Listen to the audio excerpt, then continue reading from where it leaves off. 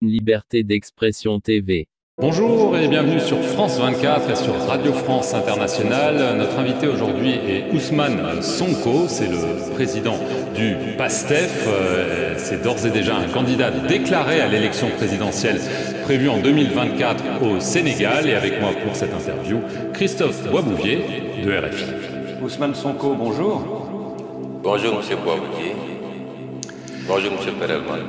Monsieur Sonko, vous êtes accusé de viol par une employée d'un salon de massage de Dakar, une accusation que vous niez farouchement. C'est un cas qui dure depuis presque 2 ans maintenant. Une question toute simple toutefois. Pourquoi est-ce que dans cette procédure, vous avez refusé un prélèvement d'ADN? Parce qu'après tout, ça aurait pu clarifier les choses une fois pour toutes. D'abord, on n'est pas en face d'un dossier judiciaire, on est en face d'un complot d'État.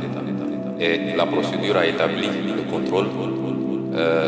Vous savez, un des éléments les plus importants, c'est qu'il y a eu un rapport interne de la gendarmerie, commandité par l'ancien commandant-chef de la gendarmerie.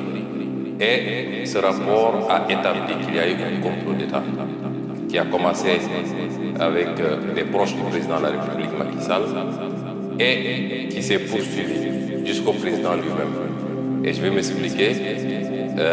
Lorsque cette affaire a éclaté, j'ai très tôt dit que c'était un complot d'État parce qu'il n'a jamais été question de viol, il ne sera jamais question de viol me concernant. Lorsque tous ces éléments-là sont réunis, établissant un complot jusqu'au plus haut sommet de l'État, pensez-vous que quand un État prépare un complot, il va laisser ces détails? Au nom de quoi je me soumettrai à un test ADN sur une procédure dont celui qui avait demandé des prélèvements et lui-même impliqué dans le complot, c'est-à-dire le procureur de la République, et qu'il a été capable, fait extrêmement gravissime, de modifier un rapport d'enquête d'un gendarme à la base pour pouvoir m'incriminer.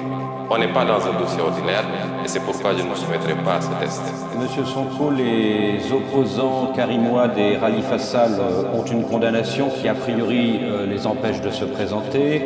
L'ancienne première ministre, Madame Aminata Touré, qui vient de déclarer sa candidature, elle est aussi mise en cause, cette fois dans la presse, pour sa gestion au Conseil économique et social.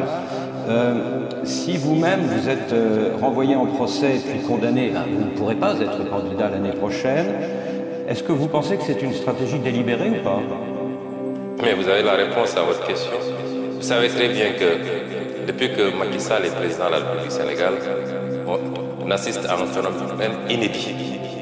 C'est la première fois au Sénégal qu'un président de la République choisit qu'il doit aller à une élection. Le président Macky Sall, il sait qu'il ne pèse plus absolument rien au Sénégal. Il est passé de 65% de score en 2012 lorsqu'il est arrivé au pouvoir à 46% lors des dernières élections législatives, c'est-à-dire qu'il est minoritaire et minorisé dans ce pays. Il sait que tous les Sénégalais lui ont tourné le dos à cause de sa gouvernance calamiteuse. Mais aujourd'hui, sa stratégie, c'est de communiquer sur l'international, de se présenter comme le seul capable de diriger le Sénégal, de gérer les intérêts internationaux, d'assurer une stabilité du Sénégal dans un contexte sous-régional et régional extrêmement perturbé. Et ce discours semble passer. Parce que, pour ce faire, il instrumentalise un certain nombre de contextes. D'abord, le contexte du terrorisme.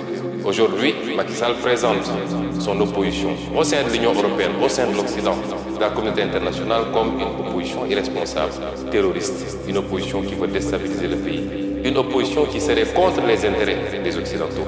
Le tableau que vous avez dressé est vrai, vous pouvez élargir la liste. Aujourd'hui, Barthélémy Diaz, maire de Dakar, est sous le coup d'une condamnation et il est à la dernière phase de la cassation. Si la condamnation est définitive, non seulement il ne peut pas candidater, mais ses mandats de maire de Dakar et député de l'Assemblée nationale sont compromis.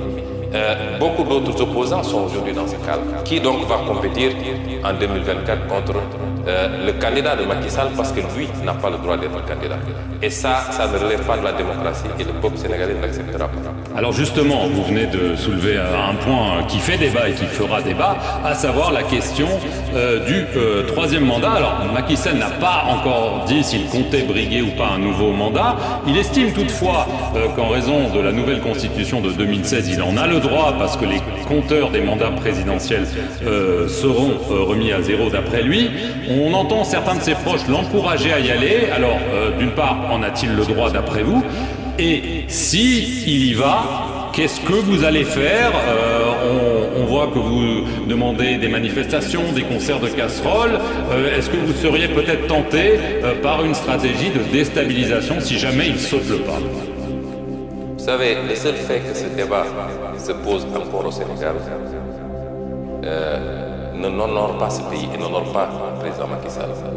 N'oubliez pas qu'en 2012, c'est le président Macky Sall qui était à la pointe de la contestation contre la troisième candidature du président Abdoulaye Wade. Au point d'être dans les manifestations à la place de la nation, muni d'un petit matelas et se disant prêt même à y passer les nuits s'il le faut. Pensez-vous que moralement, un homme qui a eu cette position, cette posture et qui a mené ce combat-là, puisse se retrouver 12 ans plus tard dans la même situation où c'est sa place qui a changé, c'est lui aujourd'hui qui veut forcer une troisième candidature. C'est une honte pour le Sénégal, c'est une honte pour l'Afrique que ce genre de débat ne se pose que chez nous. Quand on a gouverné, la manière dont on a gouverné, avec des scandales à l'appel, impliquant ses proches, ses beaux-frères, ses frères, ses parents, tous ces gens qu'il a menés à sa gouvernance. Quand on a gouverné par la brimade, en instrumentalisant la justice, en libérant les forces de défense et de sécurité sur les gens, quand on a gouverné de cette manière, on a toujours peur des lendemains.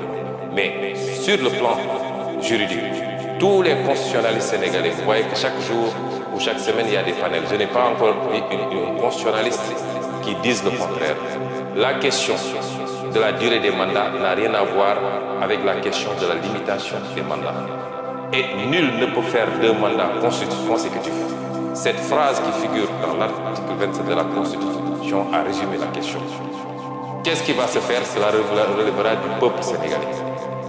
Vous savez, ce n'est pas une question de Ousmane Sonko, de X ou de Y. La preuve, s'il y a une question qui fait consensus entre l'écrasante majorité du peuple sénégalais, la société civile sénégalaise, les acteurs politiques de l'opposition et même des acteurs politiques du pouvoir, parce que de plus en plus les voix s'élèvent dans le pouvoir. On a même des démissionnaires qui disent rendre le tablier parce qu'ils ne peuvent pas admettre ce débat sur le troisième mandat. Le moment venu, le peuple sénégalais, qui est un grand peuple, qui a montré dans le passé son attachement à la démocratie, mais son attachement au respect d'un certain nombre de principes. Ce peuple-là aura son mot à dire. Monsieur Sonko, lors de votre candidature officielle, c'était au mois d'août dernier, vous avez accusé Macky Sall de susciter des dossiers de terrorisme, de rébellion, de viol imaginaire, fabriqués avec le soutien de la France. La France aurait donc participé à un complot contre vous. C'est grave ça comme accusation. Ce que je veux dire, c'est qu'aujourd'hui, il y a un comportement. Pourquoi on l'avait dit justement? C'était que parce que vous, en tout cas un de vos organes, en l'occurrence France 24, RFI, s'était déplacé à Dakar pour faire un reportage tendancieux contre ma personne en essayant d'exploiter ce dossier de viol. Et de manière totalement partiale. Et aujourd'hui, lors des dernières discussions, en tout cas, des échanges qu'on a eu hier avec des responsables de RFI, eux-mêmes reconnaissent ce traitement tendancieux. Et au-delà de RFI, qui aujourd'hui est une chaîne française, il y a un certain nombre d'actes que la France pose, qui nous fait penser, nous, opposition, de manière générale, que la France prend fait et cause pour Macky Sall, pour des raisons qui lui sont propres. Et sur ces problématiques-là, nous voulons appeler la France à revoir sa position. On a été dépeint comme étant les anti-français notoires. Nous n'avons rien contre la France, ni contre aucun autre pays. Nous avons un discours qui peut gêner, parce que c'est un discours qui appelle à une rupture dans les relations. Il y a des traditions séculaires entre le Sénégal et la France. Mais il y a que ces traditions sont assises également sur des relations qui ne sont pas totalement roses pour le Sénégal. Nous sommes au XXIe siècle, le monde est en train de changer, je l'ai dit tantôt. La carte géopolitique du monde doit appeler chacun à revoir son attitude. Il ne s'agit plus de placer un président, de lui apporter un total soutien, tant qu'il accepte la coopération telle que vous la voulez ou telle que vous l'entendez. Nos pays aspirent à autre chose et nous voulons continuer des partenariats, mais dans le sens de partenariat gagnant-gagnant. Et ça appelle à une